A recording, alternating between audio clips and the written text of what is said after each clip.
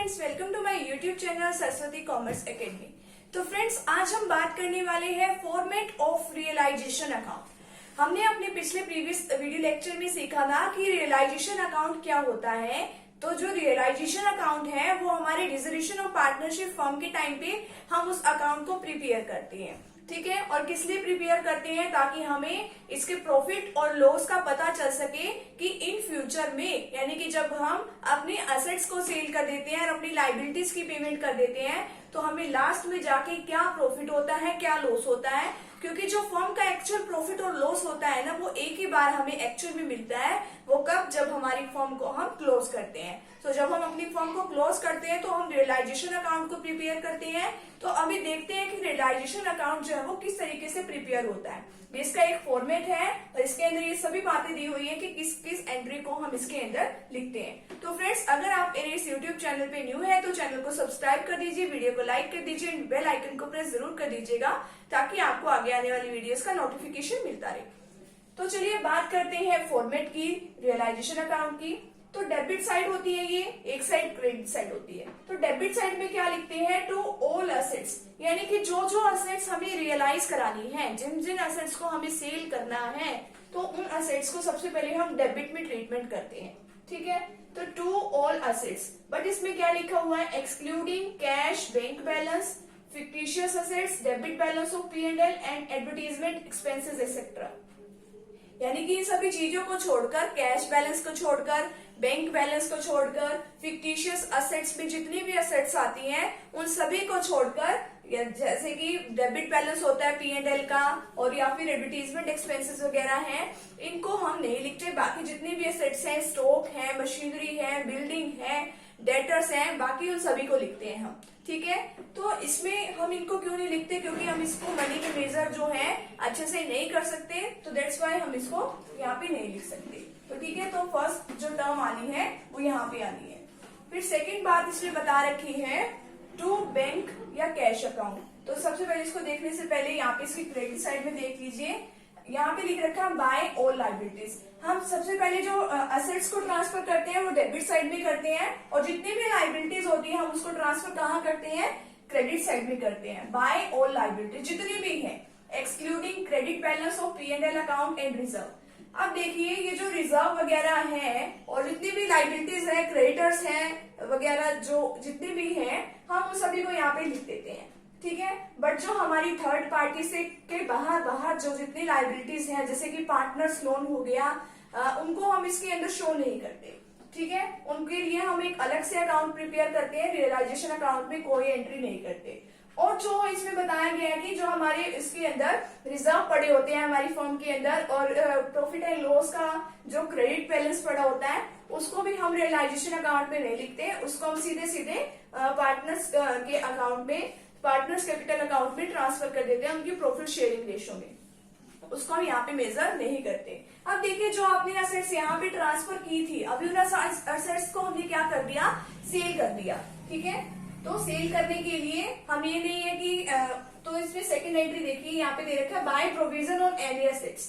इसके अंदर देखिए, ये पता क्या होता है कि प्रोविजन बना दिया हमने किसी असेट्स का। जैसे कि मोस्ट इंपोर्टेंट तो जो है, बार बार सुनने में आता है कि प्रोविजन फॉर डाउटफुल डेट। होते तो काफी टाइप के प्रोविजन है, बट ये ज्यादा सुनने में आता है प्रोविजन फॉर डाउटफुल डेट। तो इसके अंदर ये क्या है कि प्रोविजन हम कहाँ लिखेंगे? क्रेडिट साइड में लिखेंगे, बट उससे रिलेटेड असेट को कहाँ लिखेंगे?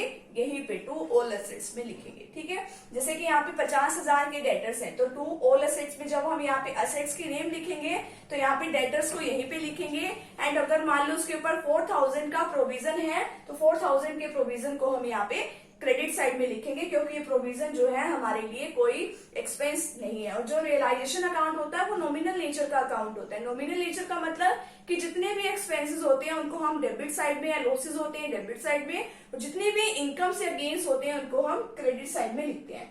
नेक्स्ट इसके अंदर दे रखा है बाय बैंक या कैश अकाउंट। किससे पैसा आया? यानी कि जब भी हमारे इसमें कैश अकाउंट क्रेडिट होता है तो यानी कि अकाउंट में पैसा आ रहा है। किसकी वजह से आ रहा है? Amount receive on realisation of assets. Realisation का मतलब कि हमने अपनी असेट्स को सेल किया। जो हमने असेट्स यहाँ पे ट्रांसफर की थी, देखिए हमें यहाँ से पैसा मिल रहा है। हम यहाँ पे ये नहीं लिखेंगे कि assets realisation, by assets realisation, नहीं, वो क्वेश्चन गलत हो जाएगा। हम यहाँ पे लिखेंगे बाय बैंक या कैश अकाउंट, क्योंकि हमारे अकाउंट में क्या आ रहा है, पैसा आ रहा है, बट उसकी नरेशन में लिखेंगे amount received on realisation of assets. तो ये हमने यहाँ पे लिख दिया। कई बार क्या होता है कि ऐसी भी एसेट्स होती हैं कि जिनको हम पहले बुक्स में रिकॉर्ड करना भूल जाते हैं, उनसे भी पैसा तो आता ही है। तो यहाँ पे लिखेंगे बाय बैंक या cash account amount receive for unrecorded assets. ठीक है, तो यहाँ पे हमने ये लिख दिया कि पैसा जो है हमारे बिजनेस में आ रहा है। कई बार हमें क्या कर देते हैं, हमें किसी की पेमेंट करनी होती है, हम उसको कैश में पेमेंट करने की बजाय क्या दे देते हैं, उसको कोई भी असेट्स दे देते हैं। तो वहां पे क्या आएगा, बाय पार्टनर्स कैपिटल अकाउंट, यानी कि ए बी सी, मान लो हमारी फर्म के अंदर 3 पार्टनर है, कोई और पार्टनर है, उसका नाम लिख देंगे यहाँ पे और लिख देंगे assets taken over by partner. उसमें भी हम ये नहीं लिखेंगे कि हाँ भाई बाय असेट्स ट्रांसफर्ड, ठीक है, बाय पार्टनर्स कैपिटल अकाउंट, क्योंकि उस पार्टनर को मिल रही है। तो इसमें हम क्रेडिट साइड में ये वाली एंट्रीज करेंगे। अब यहाँ पे देखिए डेबिट साइड में हम अपने खर्चे को लिखते हैं। अब जब क्रेडिट साइड पे हमने क्या लिखा कि उसकी पेमेंट्स को लिखा कि हमें अपनी पेमेंट्स जो है असेट्स की मिल रही है, तो डेबिट साइड में हम क्या लिखेंगे, टू बैंक या कैश अकाउंट।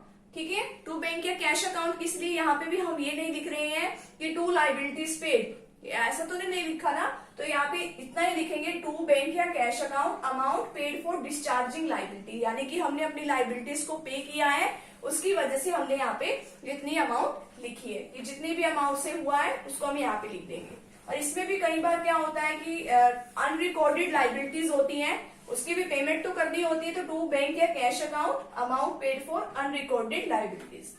नेक्स्ट है, कई बार क्या होता है कि इसको रियलाइजेशन कराने में काफी सारे खर्चे भी हो जाते हैं, किसी को हायर भी करना पड़ता है कि जो एसेट्स को सेल करे, तो उसकी वजह से भी काफी सारे और भी लीगल चार्जेस वगैरह होते हैं, तो उसके भी खर्चे होते हैं, तो उसको भी पेमेंट करनी पड़ती है।